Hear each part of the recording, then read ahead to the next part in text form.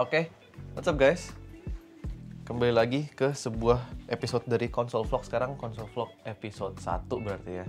Kita kan mengawali episode dari 0, biar programmer banget, indeks mulai dari 0 gitu kan. Hari ini gue akan mengajak kalian berjalan-jalan mengikuti rutinitas gue selama menjadi indie software engineer and content creator, atau freelancing lah ya pada dasarnya sekarang. Dan gue akan sambil sharing beberapa struggle yang sedang gue alami sekarang sebagai freelancer, khususnya di bagian time management sama ya dari sisi finansial juga kali ya. Oke, gue siap-siap dulu. Kita pakai lip balm biar tetap slay karena gue sangat sering dikomplain bibir kering. Anyways, harusnya barang-barang gue udah ready semua. Oh, jangan lupa charger laptop dan charger HP juga done.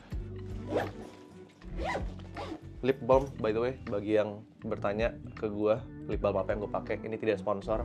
Yang gue pakai adalah Nivea yang Strawberry Shine, biar nggak kelihatan pucat juga kalau depan kamera. Oke, udah siap cabut. By the way, sebelumnya outfit of the day, celana corduroy coklat dan kemeja putih polos. Let's go.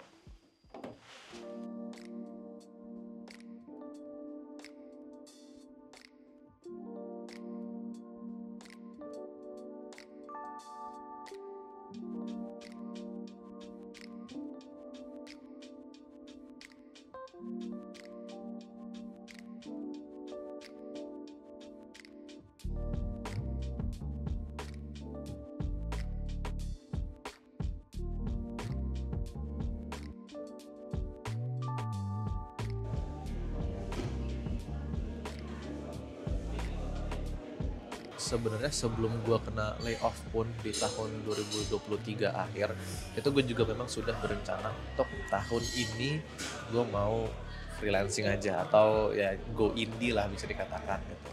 Alasannya sebenarnya cukup simple, yaitu karena gue mau coba escape dari schedule yang udah ditetapkan buat gue gitu. Dimana gue setiap harinya pasti harus kerja selama dari jam 9 sampai jam 5 atau sampai jam 6 gitu, kerjain full time job gue, dan waktu untuk diri gue sendiri itu ya sedikit aja, hanya di malam hari gitu. Basically kalau anak zaman sekarang lah bilangnya pengen work life balance, pengen flexible working hours gitu. Nah sekarang gue udah memiliki privilege tersebut. Gue udah selama hampir 2 bulan ini menjadi seorang freelancer, dan bener sih gue sekarang punya flexible working hours. Kadang 8 jam, kadang 10 jam, kadang 16 jam kerjanya dalam sehari. Dan hal itu alasannya karena saat ini gue punya beberapa project yang sedang gue kerjain. Yang pertama itu adalah satu dari klien Indo, satu dari klien sebuah company di Korea Selatan. Nah yang ketiga adalah startup yang gue mau coba untuk bangun. Sama ya content creation lah, jadi 4 hal. Tapi konten kan gak terlalu demanding ya. Nah tapi jadi lucunya adalah gue mencoba untuk escape dari schedule yang udah ditetapkan buat gue gitu, dari full time job gue. Tapi sekarang gue jadi sedikit terjebak dengan ya gue harus manage waktu gue sendiri untuk nge-handle semua kerjaan yang gue lagi kerjakan sekarang ini gitu. Dan itu agak ribet. Nah, cuma solusi yang sekarang udah gue dapatkan adalah saat ini, biasanya di siang hari itu gue kerjain project yang dari Korea, malamnya itu gue nyicil project yang dari Indo gitu. Nah paginya itu gue sekarang coba usahakan untuk hidup sehat, jadi paginya itu khusus untuk gue olahraga, atau kalau lagi rest day palingan gue nyantai aja dulu. Nah untuk konten dan startup gue, karena udah gak mungkin diselipin lagi di hari-hari biasa, biasanya itu gue lakukan sesempatnya aja, atau ya palingan di weekend kalau gue lagi istirahat. Jadi itu adalah masalah pertama gue tentang time management. Ya mungkin itu salah gue juga, gue ngegarap terlalu banyak project tapi nggak mempertimbangkan nge-manage waktunya kayak gimana. Dan secara durasi kerja memang lebih lama sih sekarang hitungannya, gue kerja lebih banyak ketimbang gue waktu full time job.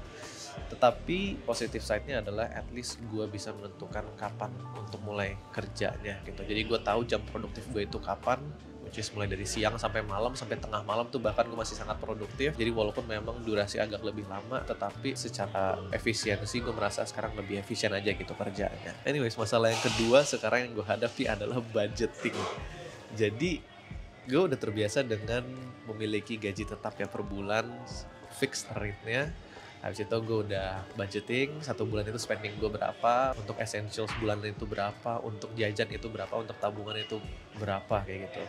Cuma sekarang karena gue ngerjainnya project based, jadi uang tuh datangnya dari rate-nya itu udah gak nentu, dan waktunya pun juga tidak nentu. Jadi secara budgeting harus benar-benar smart, walaupun implementasinya sekarang masih kurang smart, masih rada hedon, masih suka beli barang-barang mahal. Tapi dari sisi spending per bulannya itu gue udah gak bisa budgeting sama kayak dulu lagi, dimana gue ambil sebuah fixed number, terus gue bagi-bagiin ke porsi-porsi untuk kayak jajan gue dan untuk tabungan gue. Jadi gue sekarang itu utamakan dulu yang per bulan itu minimal berapa yang gue harus sisihkan dalam 1 bulan gitu ya, yang udah pasti banget gue butuhkan. Baru sisanya itu nanti gue bagi untuk jajan gue atau spending yang nggak butuh banget mungkin.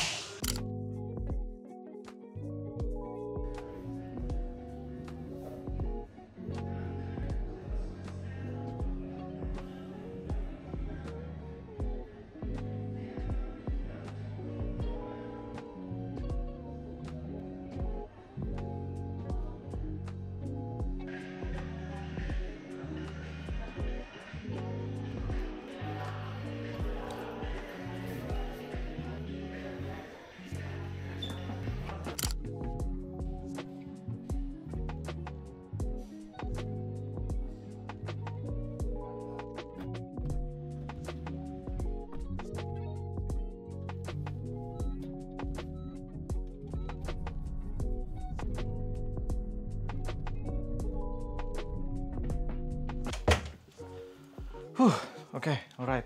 Nah sekarang gue mau ngomongin struggle ketiga gue sebagai seorang indie developer atau seorang freelancer ya. Yang ini gue yakin teman-teman pasti banyak banget yang udah ngalamin, yang full time pun pasti mengalami. Yaitu nyari klien ya, sama aja kayak nyari kerja gitu ya. Cuma kalau nyari kerja kan mungkin lebih mudah lah ya bisa dikatakan, karena kita punya jobs portal gitu kan untuk kita nyari-nyari full time job, posisi-posisi yang sedang open. Nah kalau untuk proyekan tuh agak lebih sulit. Nah biasanya waktu gue full time itu gue dapet proyekan itu dari network teman-teman gue sendiri gitu. Jadi karena teman-teman gue udah tahu bahwa gue seorang programmer, kalau teman-teman gue punya kenalan gitu, oh mereka lagi butuh project software gitu, ya dikenalin lah ke gue. Terus gue bisa bantu, bisa masuk ke tim, ataupun bisa gue kerjain sendiri, ataupun gue bisa bangun tim sendiri. Nah tapi untuk 2 project yang lagi gue handle saat ini, itu bukan dapat dari network teman-teman, tapi dari hasil personal branding gue. Kalian tahu sendiri lah, gue selama 1 tahun belakangan ini sedang mencoba untuk build personal branding dengan cara bikin konten, baik itu di YouTube, di Instagram, dan tipis-tipis gue juga promote LinkedIn gue. Nah hasil dari personal branding gue ini adalah gue mulai ya lebih dikenal lah, bisa dikatakan mulai dapat exposure. Nah klien Indo yang sedang gue pegang sekarang ini itu kenalan lewat Instagram. Jadi dia nemu dari salah satu reels gue, company-nya lagi ada project dan gue diminta untuk ikut kerjain projectnya. Jadi ya udah, habis itu dealing-dealingan dan udah sampai sekarang masih kerja sama. Untuk project yang dari luar negeri ini yang gue dapetin dari Korea Selatan ini, gue juga sebenarnya nggak nyangka. Walaupun LinkedIn gue itu nggak seaktif itu, gue nggak bikin post setiap kali gue upload konten di YouTube ataupun di Instagram, tapi biasanya link video gue itu gue cantumin di dalam LinkedIn gue. Nah ini gue nggak tahu ada orang Korea nyasar dari mana tiba-tiba nemu video gue di YouTube, terus ngekontak gue lewat LinkedIn untuk ngajak kerja sama. Nah sebenarnya nggak hanya 2 project ini yang approach gue untuk kerja bersama, tapi ada lumayan banyak juga yang ngechat lewat LinkedIn, nawarin full time position ataupun contract base atau project base kayak gitu. Cuma gue pilah-pilah, gue cari yang kira-kira yang mana fit untuk gue, baru gue ambil. Nah ini mungkin sedikit lesson juga untuk kalian betapa pentingnya personal branding itu. Ya gue nggak nyuruh kalian untuk menjadi content creator mungkin kayak gue, mungkin nggak semua orang itu nyaman depan kamera kayak gini. Tetapi memiliki personal branding yang solid, kayak at least lu bisa kasih tahu ke dunia bahwa lu adalah seorang software developer, lu adalah web developer, backend, apapun itu. Habis itu lu juga share portofolio lu di situ supaya orang-orang bisa lihat hasil karya lo. Itu tuh lumayan banget untuk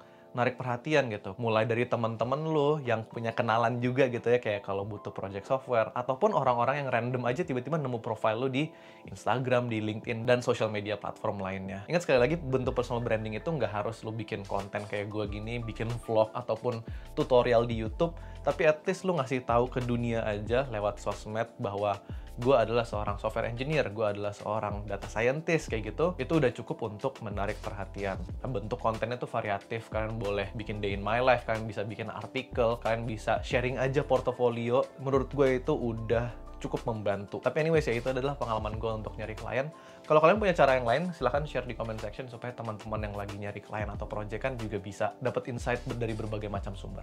By the way guys, ini baru jam 4 dan gue udah pulang. Biasanya tuh gue masih stay sampai malam, bisa sampai jam 8-an. Cuma hari ini gue ada nguji online bootcamp sekitar jam 6, jam 7-an, dan itu selama 3 jam. Jadi gue memutuskan untuk balik dulu, alasannya karena pertama gue tidak mau kejebak macet. Kalau gue balik jam 5, jam 6 itu pasti kena macet karena orang-orang pulang kantor. Dan gue tadi kerja di The Breeze, jadi daerah perkantoran pasti rame banget. Gue bakal capek di jalan, gue gak mau. Yang kedua adalah karena gue pengen istirahat bentar, gue pengen tidur siang, tidur sore sih. Nah itu ya enaknya kalau misalkan kerja freelancing tuh lo bisa ngatur tidur siang lo tuh jam berapa. Gue pengen tidur bentaran, gue pengen istirahat bentaran, karena nguji itu di bootcamp itu ya lumayan makan energi. Jadi ya gue mau siapin diri aja dulu. Jadi sekarang gue mau istirahat bentar, habis itu gue akan makan, mandi, dan nyicil kerjaan yang dari Korea dulu. Habis itu ntar malaman gue akan lanjut nguji di bootcamp.